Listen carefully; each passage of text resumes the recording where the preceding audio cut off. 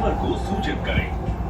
दरवाजे बंद होते समय शरीर का कोई अंग या बैग फंसाने की कोशिश न करें और बच्चों को दरवाजों से दूर रखें।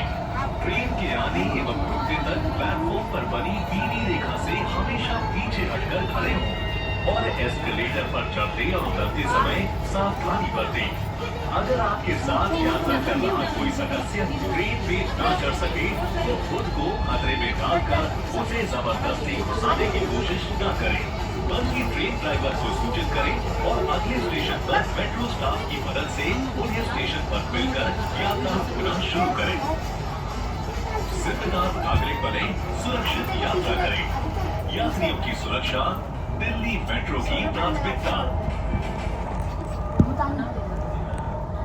Suspicious articles like briefcase, bag, toy, thermos or transistor.